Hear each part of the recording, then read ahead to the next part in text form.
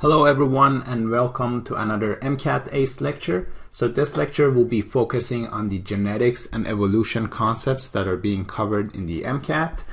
We will divide this video into two parts. The first part, we will go over the Mendelian concepts and then go over some of the factors that affect genetic variability. And then in the second part of this lecture, we will continue the factors that affect genetic variability and then go over some of the analytic methods as well as the processes of evolution.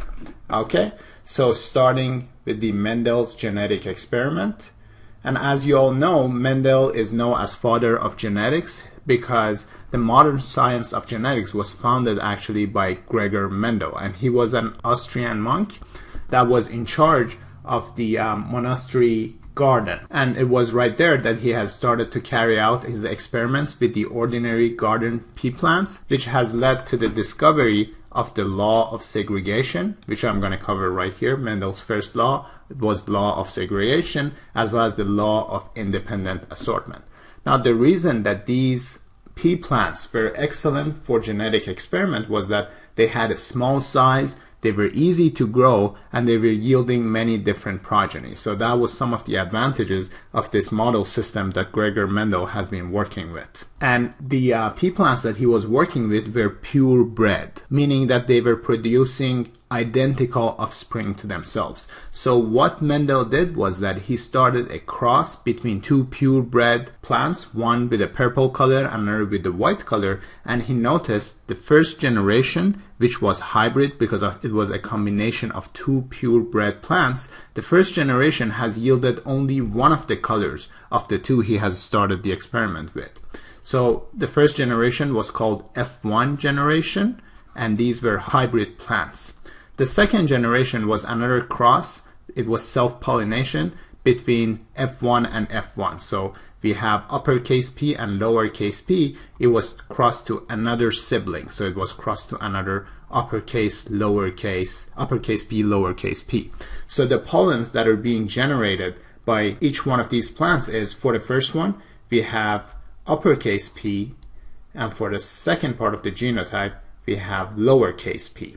Same for the other plant. We have an uppercase P and lowercase p, and consequently the crossing of these pollens will give rise to capital P, which has a purple color, capital P, lowercase p, which has a purple color, again capital P, lowercase p, that has a purple color, and then finally lowercase p, and since this is a lowercase p is a recessive gene, now this plant was able to express the original phenotype of its parents. Okay, and so the ratio here is 3 to 1. 3 purple colored flowers in comparison to 1 white flower. So these experiments has led Mendel to come to two conclusions. One was Mendel's first law, which was law of segregation, stating that during meiosis, alleles will segregate from each other so that each gamete carries only a single copy of each gene. So here you can see that each gamete is only carrying a single copy. It can't have two P's. So each gamete is only carrying a single copy of each gene. So based on law of segregation, during meiosis, alleles will segregate from each other so that each gamete will carry a single copy of each gene. And then we have the law of independent assortment, which states that the different pairs of alleles will segregate independent of each other during meiosis, provided that they are not linked together, meaning that they are not on the same chromosome. So alleles will segregate independent of each other, provided that they are not on the same chromosome. And this law is referred to as law of independent assortment. Okay, and so let me here give you an example of law of independent assortment. Here we have an allele for the shape of the P, which is shown by A, and we have another allele for the color of the P, shown with the letter B. These alleles will segregate independent of each other. It's not that A will affect B, as long as they're on different chromosomes. Okay, so the very first examples that I've shown you was for a single trait, which was the color of these P's. Here we have a dihybrid cross because we are going over two different phenotypes. One is the shape of the P and another is the color of the P. And here I have shown you that the capital letter B is a dominant gene for a round shape of the P, while capital letter A is a dominant trait for yellow color. On the other hand, we have the recessive traits, which is shown as lowercase b. So two lowercase b's will yield wrinkled p's, while two lowercase a's will yield green color. Okay, so this would be a good practice for you if you could try to solve this question and let me know what would be the proportion of different phenotypes in the F2 generation. So just remember here, AABB has been self-pollinated. So this has been crossed to AABB. So now you can go ahead and pause the video, solve this question. Once you have the ratio of phenotypes in the F2 generation, you can replay the video. Okay, I hope you had enough time to solve this question. So let's show the type of pollens and ovules that we will get during this cross. So for the very first one, we have a capital A and capital B. That would be the first combination. So A, B. Then the next combination that we can have is capital A with the other gene and lowercase b. So we have A, B. Now let's move on to the next gene. Here is the lowercase a. The first combination is lowercase a going with the very first one, capital B. So we have A, B. And then the second combination is again lowercase a going with the second genotype, which is lowercase b. So we have lowercase a, lowercase b. Now same thing exactly happens right here. If you repeat that for the ovules, we will get capital A going with capital B, so AB. Then we have A going with the lowercase b, so AB. And then the next combinations would be A going with B, so we have lowercase a, uppercase b, and then lowercase a going with lowercase b, so A, B. And if you solve for this question, if you put everything together, so here we have uppercase A, uppercase A, uppercase B, uppercase B. With this combination here we have uppercase A's and one uppercase B, one lowercase b, and you keep filling this box. This is what you will get here. So I'm going to erase this box here and show you already the solved question. Okay, so that would be the combination that you will get, and I've already shown you the type of phenotypes that every one of these genotypes will yield. So the answer is that you will get a 9:3 to 3:1 ratio. Okay, and this one is the green colored P with a wrinkled shape. Okay, similar to the parental recessive trait that has been shown there. Okay, so now let's go over some definitions for the Mendelian concepts. The first one is locus. This is referred to as location of a gene on a chromosome. So if you have a chromosome and this is the location of the gene for the color of the P, for instance, that would be the locus. Then we have genotype, which is the genetic material on a given locus. Like for instance here, we are having genetic material of AABB, or uppercase A, uppercase A, uppercase B, uppercase B. So that would be the genetic material referred to as genotype, while what the genotype manifests as, like for instance round P with a yellow color, that would be referred to as phenotype. So genotype is the genetic material at a gene locus, versus phenotype is the manifestation or external expression of these genes, like for instance color of the skin or the blood type. The next term is called pleiotropy, and that's when a single gene will lead to expression of 2 or more phenotypes. And I'm going to give you an example. The gene that expresses melanin, for instance, if that is defected, then it would lead to albinism, where multiple organs will be affected. Like, for instance, these people will have a very fair skin, they will have a white hair, and they will have a pink color of the iris because there is no melanin in these tissues. Then we have the allele, which is a variant of a gene. For instance, here we had the allele for capital A versus lowercase a, because it was a variant. One was color for yellow, the other one was color for green. Or capital B versus lowercase b. So these are variant of a gene and referred to as allele. Here I've given you some examples. White versus red flower. These are like examples of an allele. Or blood type A versus blood type B. Both of them are the same gene. They are both focusing on the blood type. Same function, I should say, same function gene, but they're different from each other the way they express. Then we have the definition of homozygous and heterozygous. Homozygous is when the alleles at a given locus are the same, like for instance, lowercase a, or uppercase A. Versus heterozygous is when the genotype consists of 2 different alleles. So the example given here, this plant and this plant, both of them that are purebred are homozygous, versus their F1 generation is heterozygous. You see we have capital A and lowercase a, and then capital B and lowercase b. So example of heterozygous is right there.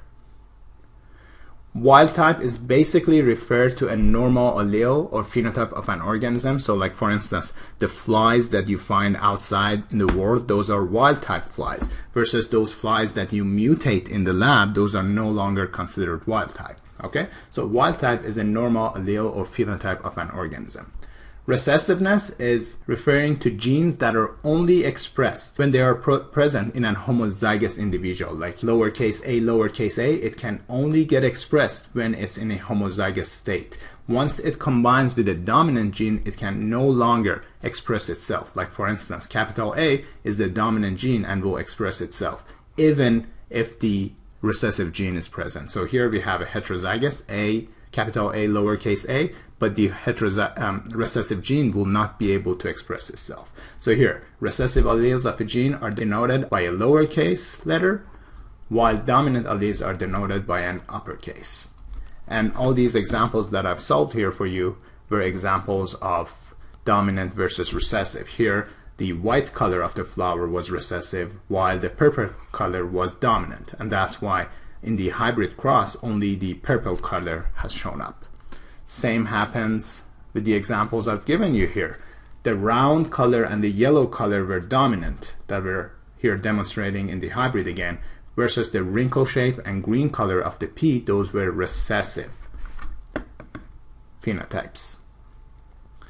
Okay, codominance is when both alleles contribute to a phenotype. Like for instance, we have blood type A and blood type B because of the type of genotypes that they're being expressed on the surface of these red blood cells. Once you cross blood type A with blood type B, you would get blood type AB. And that is because both of these antigens are now being expressed. So that's why it's referred to as codominance, because both alleles contribute to phenotype.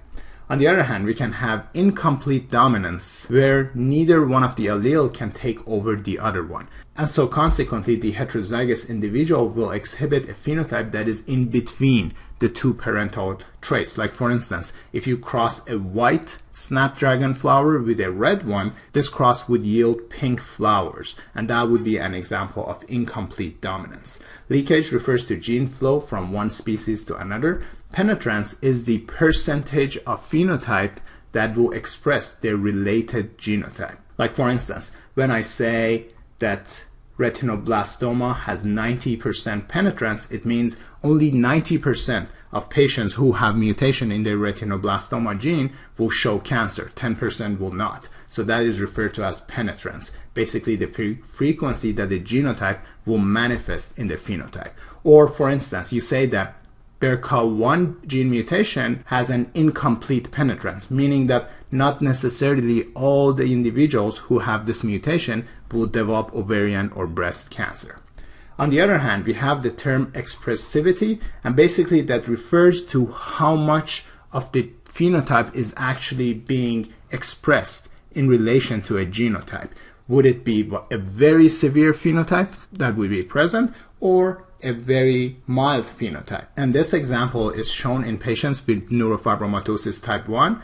They all have the same genotype, but some individuals show a very severe form of the disease versus some individuals show a mild form of the disease. Again, they have the same genotype, and that is due to variable expressivity. Now, I would like to stress out that with variable expressivity, these patients still will show some phenotype, even if it's mild. Versus penetrance, it's possible that the individual may not show the phenotype at all because there is incomplete penetrance. Some of them will not show the phenotype. The next terminology is hybridization, which we've already discussed. Basically, that's the process of interbreeding individuals with a purebred genotype, and that would yield a hybrid population. And then finally, gene pool refers to all the alleles that are present in a population. That refers to as our gene pool. Okay, now let's go over the process of meiosis and discuss how this process can lead to different genetic variability. So far we have gone over the Mendelian concepts. From here on, we would like to go over factors that can affect genetic variability, starting with meiosis. So in our separate reproduction video, we've discussed extensively how germline cells that are 2N can undergo meiosis to yield 1N, which are either sperm or egg. It could be 4 sperms or 1 egg plus 3 polar bodies. If you don't recall the content, you can refer always to our reproduction video. But then, unlike mitosis, where 2N yields 2N, one other difference in meiosis is that these chromosomes during prophase of meiosis 1, so during prophase of meiosis 1, homologous chromosomes will undergo recombination or crossover, and consequently there would be genetic exchange between chromosomes. This process will lead to variability in the type of sperms and eggs that are being produced. Okay, so here let me show you an example. We have one homologous chromosome right here, and then another one that comes over, and here a crossover happens where there would be genetic exchange. Consequently, the cells that arise from meiosis would not be identical. These 4 cells can have different genetic material. Now let's go over the mechanism of crossover. So basically there are 3 unique features in meiosis that are different from mitosis, and that is during recombination there would be a synapses formation where there would be pairing of homologous chromosomes along their length. So here, as I've just shown you, we have synapses. And then in the next step, there would be crossover between the chromosomes in order to allow genetic exchange, and that happens at a point that is called chiasma. So here I have provided you with a nice drawing that shows you here the homologous chromosomes has been lined up, and these pairs of homologous chromosomes are referred to as tetrads. And then the point that the 2 chromosomes cross over, or in other words form an X-shaped chromosomes, this is referred to as chiasma. And you can see that as a consequence of this crossover, now we have some genetic exchange between the chromosomes. Now in the meiosis 1, these 2 homologous chromosomes will separate from each other. So let me show you. So this is what happens in meiosis 1. The 2 homologous chromosomes are now separated from each other. And now in meiosis 2, the sister chromatids will separate from each other. So this sister chromatid will separate from that one, and here this sister chromatid will separate from that one. And so you can see that the products of what we got here, and so these will be incorporated into different sperms, for instance. So we have 4 different sperms that are haploid, and their genetic content is different. So by having recombination, meiosis will yield genetic variability in the offspring. And then finally, the other important difference between meiosis and mitosis is that reduction in the chromosome number. Meiosis yields haploid gametes, while mitosis yields diploid. So here we have 2N, and mitosis will yield 2 2N cells. So this is mitosis. Versus meiosis, we have a 2N, and it undergoes 2 division, meiosis 1 and meiosis 2, as a consequence of which it will yield 4 haploid cells. So these 4 could be sperm, or if you are talking about female, because there is disproportional distribution of cytoplasm, 3 of these gametes will have very little cytoplasm. So these are called polar bodies that would degenerate, and only one of the eggs will survive. Now moving on with the next concept, which is linkage, crossover, and genetic mapping. So basically, based on the frequency of crossovers, we can tell how close 2 genes are located to each other. So here we have 1 gene here and another one here. There is higher chance of crossover during recombination between these 2 genes versus 2 other genes that are located very close to each other. So here there would be lower frequency of recombinant chromosomes versus the green one will have higher frequency. And so based on the ratio of crossovers, we would be able to create a genetic map for different genes, and I'm going to go over that in a few minutes with you. But first I would like to discuss how Mendel's law of independent assortment was stating that during gamete formation, segregation of one gene pair is independent of the other one. But this was only for traits that are located on different chromosomes. And here, as I've shown you in this example, for instance, A and B, these 2 genes are being independently assorted from each other to yield these pollens and ovules. And that is due to the fact that they're being located on different chromosomes. Now, what happens if they are on the same chromosome? If they're on the same chromosome, then there is more likely that 2 genes will be segregated together. Because think of it, here we have a chromosome. And if we have 2 genes that are being located very close to each other, these 2 genes will happen to be together most of the time, unless we have a crossover right in between that separates these 2 genes. And so that's why we say that the law of independent assortment of Mendel's is only valid for genes that are on different chromosomes. And it was actually Thomas Morgan that has first come with the concept of linked genes. So linked genes are referring to genes that basically seem to violate the principle of independent segregation because these genes are located on the same chromosome. And so the 2 conclusions that Thomas Morgan has came to by studying Drosophila melanogaster, which is the other name for the fruit fly, it was that number 1,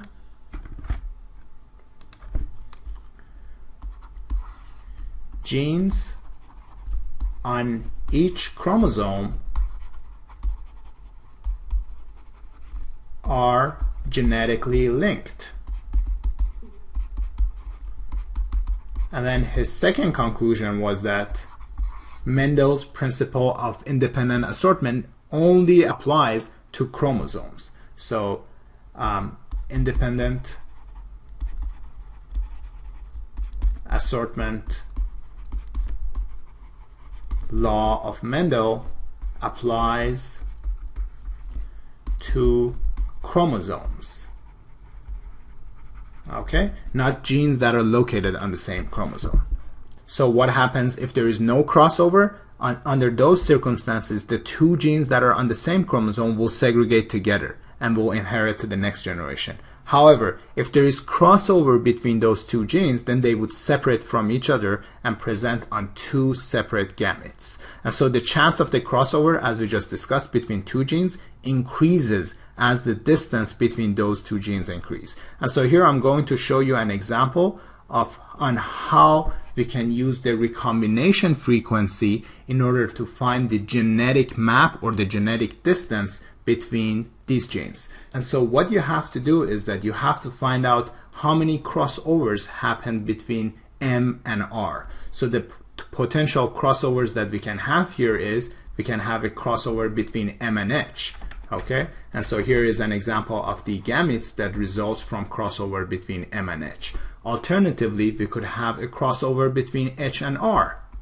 And under this circumstance, these would be the type of gametes that we get from crossover between H and R. Alternatively, we can have two crossovers between M and R.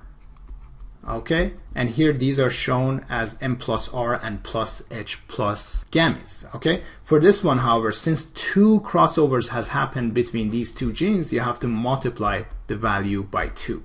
And the formula that is shown here shows you how to calculate the recombination frequency between M and R. It's basically the value of single recombinants, which are shown right here, plus the number 2 times double recombinants, because these double recombinants have two crossovers that had happened between M and R. Okay?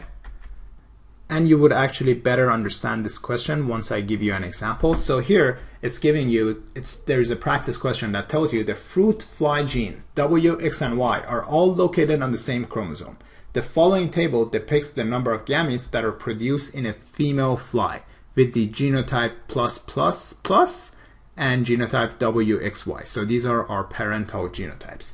What is the distance in map units between genes Y, W, and X? So the very first thing that you need to do for this example is to find out the order of genes. Which two genes are most farther apart and which one is located in between. This is actually easy to answer, because what you have to do is that you have to look for the two gametes that have the lowest frequency. And in this example, plus W plus and Y plus X have the lowest frequency, meaning that these two gametes have developed from a double crossover, because double crossovers are so rare that the gametes that result from double crossover have the lowest frequency. So therefore, given that these two are the result of the double crossover, therefore the gene W must be located right in between. So here we are having YWX genotype in the parents, and then another chromosome has +++. Now what happens if you're having a double crossover? So we are having one crossover here and another crossover here. Follow the path of crossover in order to find out what gametes you'll get here. So we get a plus W plus.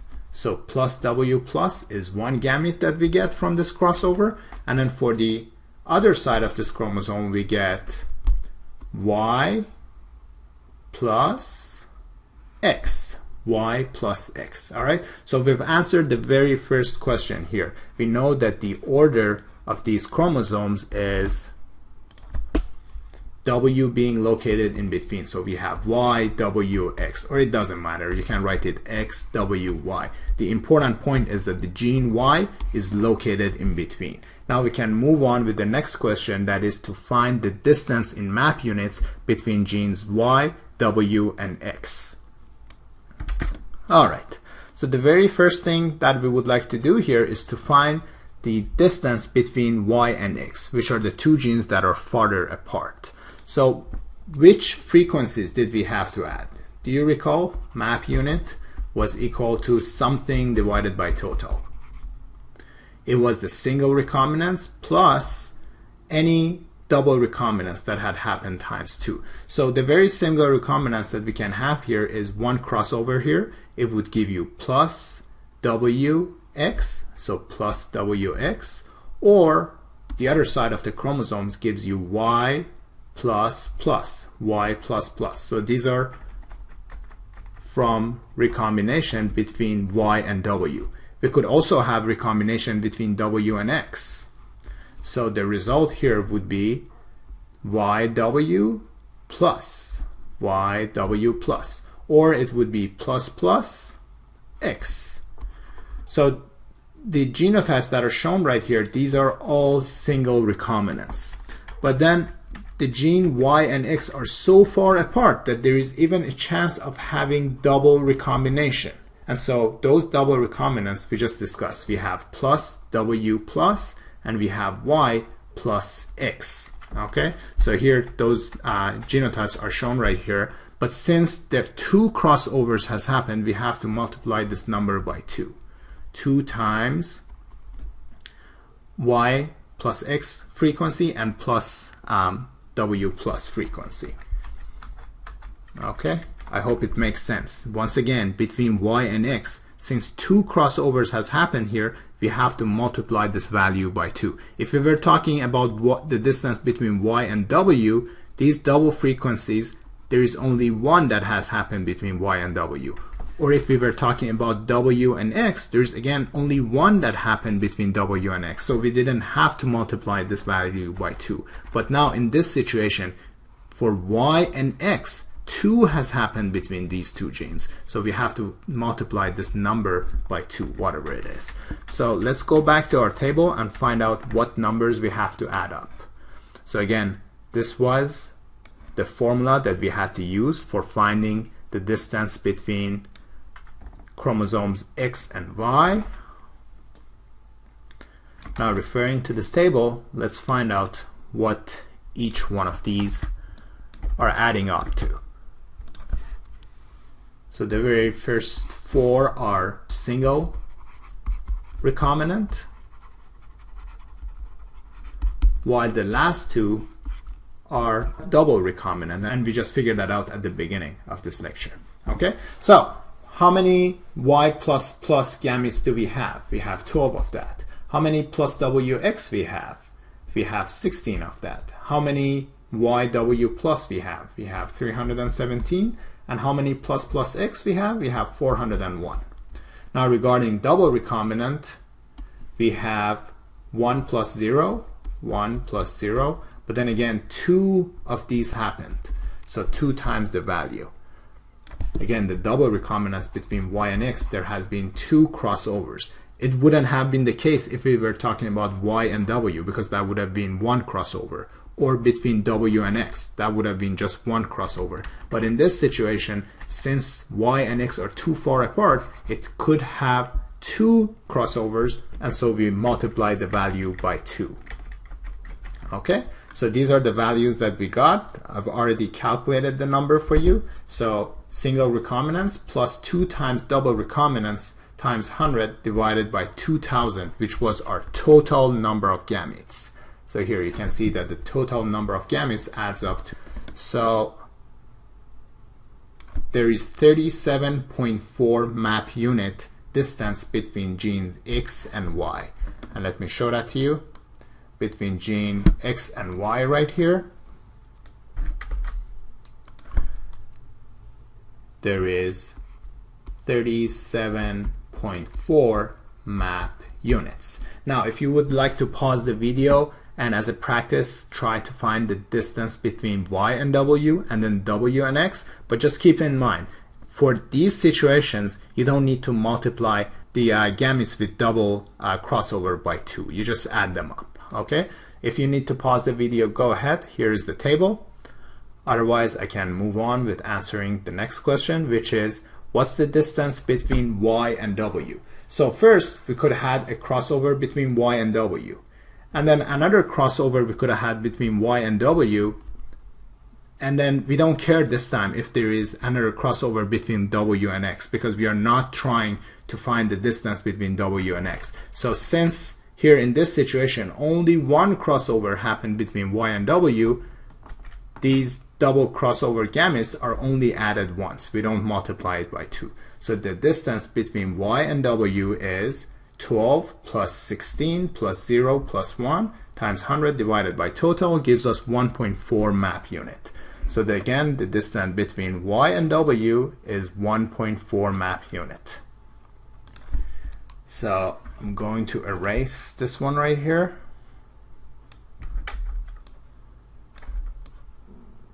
So 1.4 map unit is the distance between Y and W. Now let's do the same thing with W and X. You have to find the recombinants between W and X, add them up, and then we can also have another recombination between W and X in double recombinants. We don't multiply the number by 2 again because only one crossover happened in these double crossover gametes. So again, you add the numbers times 100 divided by total gives us 36 map unit. So going back right here, the distance between W and X is now 36 map unit. And if you add up 36 with 1.4, the total distance is 37.4 map unit. Okay, and here is redrawn distance that I've just shown you. 37.4 was the distance between Y and X. 36 was the distance between W and X, and 1.4 was the distance between Y and W. The next concept that I would like to discuss is sex-linked genes that were discovered again by Morgan. So basically what Morgan was trying to do is that he was trying to prove that Mendel was wrong. And so he started his genetic works with Drosophila, and what had happened was that one time he has noticed that one of the flies has a white-eyed color. And when he started to do experiment with that white-eyed color, that's the time that not only his findings supported Mendel's, but it also helped him to come up with the conclusion that there are some genes that are located on sex chromosome. So this is basically what had happened. Morgan has found a white-eyed fly. Okay, now he used that white-eyed fly and he crossed it to a female fly, and I've already shown you the genotype. So of course Morgan didn't know how this whole thing is happening, but later on he came to the conclusion of X-linked genes. And so since we already know that, I'm going to show you the genotype of every one of these flies. So we know that the fruit fly, the male is XY, similar to humans, and female is XX. All right. Now the color for the gene for the color of the eye in fruit fly is located on the X chromosome, and so therefore he had a mutant fly that had a mutated X gene. So here I've shown you the mutated gene as a white color right here. So this gene was mutated. Once he crossed that with the female flies that had normal genes, he noticed that the next generation, both males and females, had a red color. And the reason for that is that here, X goes with either Y or with the other X. So here we get different combinations. XX, which is heterozygous, and XY, which is red color. Again, white color here was recessive to the red color, and that's why it didn't show up in the F1 generation. So here we have the F1 generation. And if you try the other chromosome, you would still get the same thing, XY or XX, which is the recessive gene right here. Now, in the next step, he has performed a cross between F1 generations. So here you can see that the combinations we get is this X chromosome with the white-eye gene comes with a Y chromosome. So consequently, these flies will have a white-eye color. The other combination that you get is this X chromosome with the white-eye gene coming with another wild-type gene, but since red eye is dominant, it won't manifest itself. So here we still get a female with a red eye color. Now similarly, we can try to find out what combination we get from the other X chromosome. So wild-type X chromosome coming with the Y chromosomes gives us a male with a red eye color. Or this wild-type X chromosome coming with a wild-type X chromosome, again, that gives us red eye color. So the combination of this cross has given Morgan a 3:1 ratio. But then given that the white-eye F2 flies were all males, it has led Morgan to the discovery that there are some genes that are located on the X chromosomes. So these are referred to as sex-linked genes. And the reason that X and Y are determining the sex in different species, like in humans and in flies, is that the Y chromosome has certain genes. Like for instance, in humans, it has SRY gene that leads to the development of the male sexual organs. And from there on, other sexual characteristics and phenotypic changes happen. So there are genes on the Y chromosomes that determine the path of that embryo to become male. If that gene, however, is not present, by default, humans are designed to become female. Okay, so that's why if there is Y chromosome, there would be male development. If there is not, then females will develop. Now, genes that are located on X chromosome are called sex-linked because their appearance follows also the sex of that individual. All right, now let's go over extranuclear inheritance. So there are certain organelles that have their own DNA and they replicate independent of the cell. So their genetics is not dependent on the nuclear genome. And these examples are, for instance, mitochondria and chloroplast. So going back to the process of evolution, it's thought that the modern eukaryotic cells that are able to use oxygen by their mitochondria for energy production, that they have developed by engulfing some primitive aerobic prokaryotic cells. So imagine if we had an anaerobic eukaryotic cell millions of years ago that is not able to use oxygen. But then there was some prokaryotic cells that can use aerobic oxygen to produce energy. So now this cell engulfs the aerobic prokaryotic cell, and over millions of years, this prokaryotic cell is turning into mitochondria. It still has its own genetic material. It still divides by binary fission, similar to prokaryotes. And then later on, same thing happened with plants. Plants that had mitochondria, some of them engulf photosynthetic prokaryotes that has turned into chloroplasts. Chloroplasts, similar to mitochondria, they got their own genetic material. They replicate by themselves through the binary fission process. So that's why that the replication of mitochondria in human is independent of the nuclear genetic material. Now, what happens when an egg is combining with a sperm? The egg is carrying most of the mitochondria.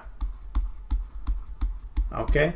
And so once the zygote is developing, the zygote mitochondria are primarily from the egg, which has been inherited from the mother. And that's why we inherit all our mitochondria from our mothers. And so if there is a mitochondrial disorder, that can only get transmitted from mothers, not from fathers, because we don't inherit our mitochondria from fathers.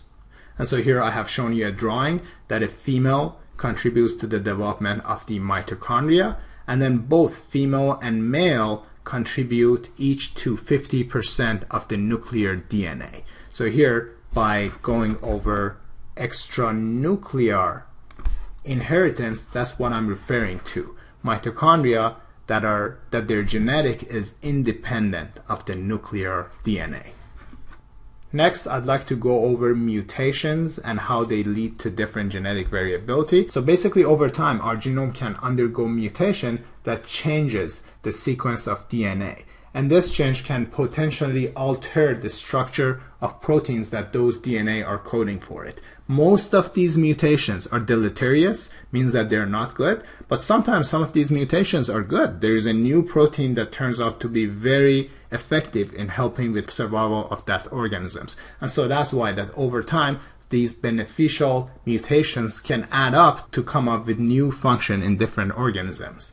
So mutations can develop from errors during DNA replication. So that's one mode of developing mutation. Second, mutations can develop from exposure to mutagens. And these are chemicals or compounds or stress factors that enhances developments of error in DNA. And examples of mutagens is, for instance, like X-ray can cause double breaks in DNA, or like, for instance, UV light can cause mutation in DNA. And then finally, DNA can get damaged. DNA damage by free radicals. Okay, and free radicals, a lot of them are being produced by mitochondria. So reactive oxygen species are mostly being produced by the mitochondria, and the reason for that is that mitochondria is using electron transport chain in order to transfer electrons to O2. As a consequence of which, now there is chance of developing reactive oxygen species, and these reactive oxygen species can damage DNA.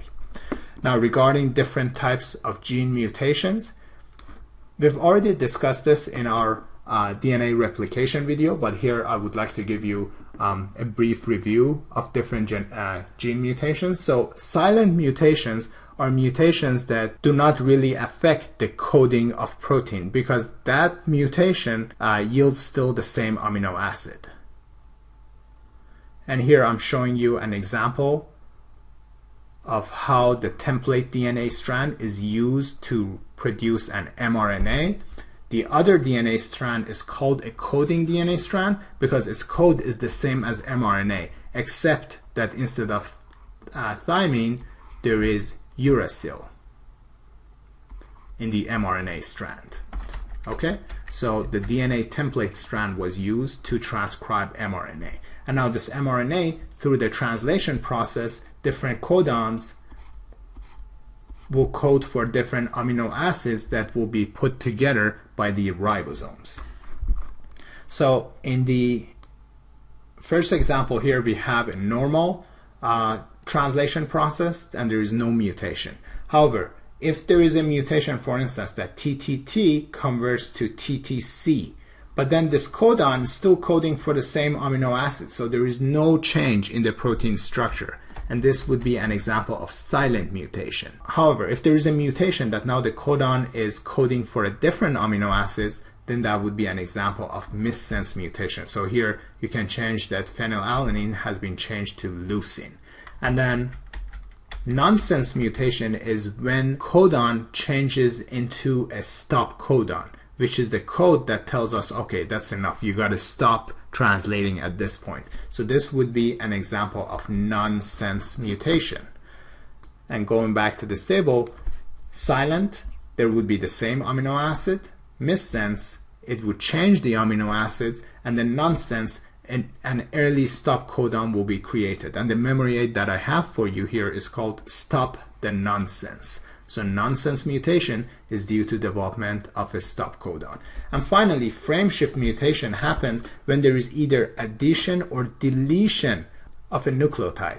And the reason for that is that imagine if we add a new nucleotide right here. What happens? Since the genetic codes comes in triplets codons, the whole sequence will be affected because now there would be one nucleotide shift. And these amino acids will no longer be similar to what we had earlier. So usually the frame shift mutations are causing the most devastating phenotype because they completely change the amino acids that are there. So here I'm giving you an example.